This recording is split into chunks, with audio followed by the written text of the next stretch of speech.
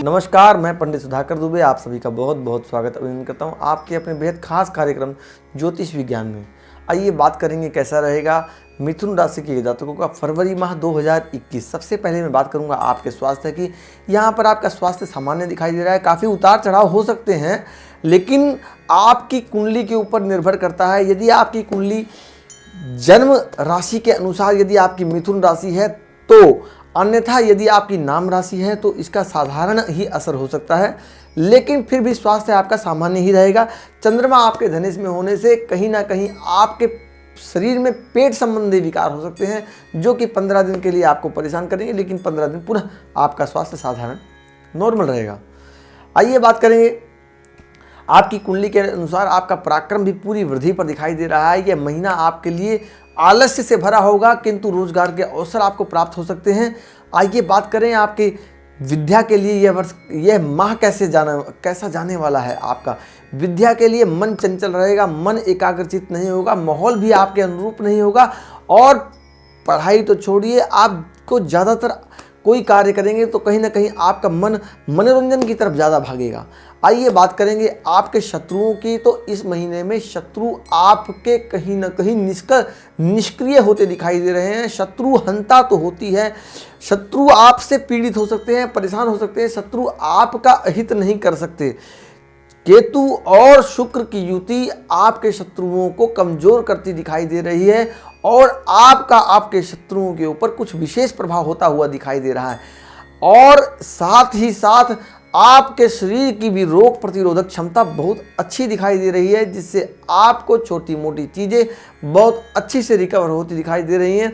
और बात करते हैं यदि आपके वैवाहिक जीवन की, तो यहाँ वैवाहिक जीवन में बड़ी भयंकर विकट परिस्थितियों का सामना करना पड़ सकता है। छोटी छोटी बातों का बहुत बड़ा बवाल हो सकता है, लेकिन रोजगार बनता हुआ दिखाई दे रहा है। बहुत अच्छी आमदनी के स्रोत आपके जीवन साथी के प्रति रोजगार बड़ा अच्छा होता दिखाई दे रहा है। आप खुश रखें, प्रसन्न रखें अपने जीवन साथी को। हो सके तो आप मौन रखें उस वक्त जहां पर परिस्थिति खराब होती दिखाई दे, क्योंकि वैसे भी ऐसा होता है कि जहां पर एक व्यक्ति क्रोध में है, दूसरा यदि शांत हो जाए तो मानसिक रूप से भी उसको सांत्वना मिलती है, और सामने वाला अपनी भड़ास को निकालने के बाद पुनः आपके साथ वैसा ही व्यवहार करता है और अपनी गलतियों को मानना शुरू कर देता है।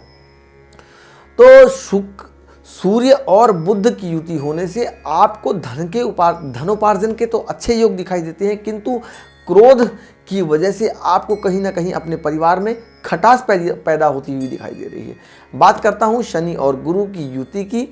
तो यहाँ पर गुरु और शनि की युति से कहीं ना कहीं आपको खान पान के संबंधी कुछ समस्याएं पैदा हो सकती हैं, और आपको बाहरी संबंधों से लाभ होता हुआ बड़ा अच्छा नजर आ रहा है। और जो कार्य आप अपने घर से दूर होकर के करते हैं और अपने व्यवसाय को घर से इन्वॉल्व ना करके कुछ दूरी बना करके रखते हैं, तो वहाँ से आपको लाभ होता दिखाई दे रहा है। यदि आप उस व्यवसाय को घर तक लेके आते हैं या कोई घर में रोजगार शुरू करते हैं, तो आपको परेशानियों का सामना करना पड़ सकता है। संघर्ष बढ़ेगा, मानसिक तनाव बढ़ेगा, और परिवार के प्रति भी आपको कुछ ज़्यादा ही आपके कंधों पर जिम्मेदारियाँ बढ़ती हुई दिखाई दे रही हैं।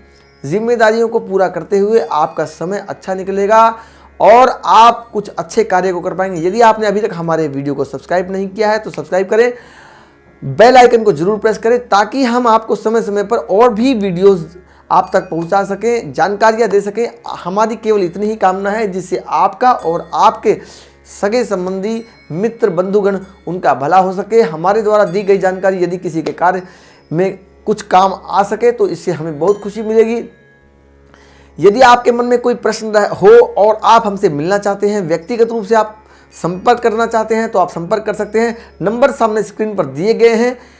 इसके साथ साथ यदि आप अपनी कुंडली का विश्लेषण कराना चाहते हैं तो आप मिल सकते हैं, और जो भी कार्य करें और हो सके तो किसी अच्छे ज्योतिषी से सलाह ले लें, संपर्क करें।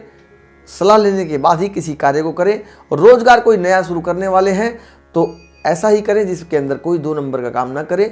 सरकार के साथ कोई हेराफेरी का कार्य ना हो। किसी भी कार्य में आप कोई ढिलाई ना बरते तो ही कार्य सही चलेगा, अन्यथा कहीं ना कहीं आपको परेशान होना पड़ सकता है। कागजी कार्रवाइयों के प्रति बहुत परेशान हो सकते हैं, और आपके कार्य बनते बनते रुक भी सकते हैं। मैं आपको कुछ उपाय बताऊंगा, आप उन उपायों को करें जिससे आपका समय अच्छा जाए। बुधवार के दिन, प्रत्येक बुधवार इस महीने में जितने भी बुधवार आएंगे, प्रत्येक बुधवार को बेल का और आंवले का एक जोड़ा पेड़ साथ साथ यानी करीब 1 मीटर या 2 मीटर की दूरी पर आमने सामने लगा सकते हैं। जैसे जैसे ये पेड़ बढ़ेगा तो आने वाला समय आपका अच्छा होता रहेगा, जीवन आपका सुखी रहेगा। और कहते हैं यदि बेल और आंवले को एक साथ जोड़े में लगाते हैं तो मोक्ष की प्राप्ति होती है। और यहाँ पर जो लोग सुख भोग रहे हैं उनमें 4 चांद लग जाते हैं और अच्छा समय उनका जाता है।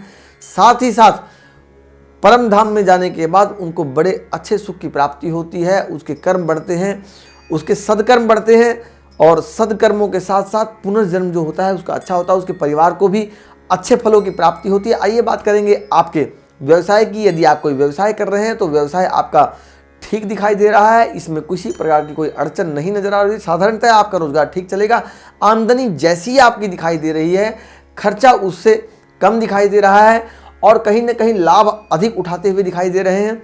हो सकता है परिवार में किसी से पैसे का लेन देन करना पड़ सके इस माह में और आपका वो पैसा लंबे समय तक अटक सकता है। किंतु ऐसे कार्य में यदि किसी को कोई दुर्घटना इत्यादि हो तो आप उस पैसे को देने में न चूकें, क्योंकि पैसा आ जाता है। जीवन अनमोल है, यदि आप किसी के जीवन की रक्षा कर सके तो बहुत अच्छी बात है। द्वादश भाव में राहु होने से आपको ऐसे अवसर भी मिल सकते हैं कि किसी की आप सहायता करें। इसी के साथ साथ मैं आपसे इजाज़त लेता हूँ।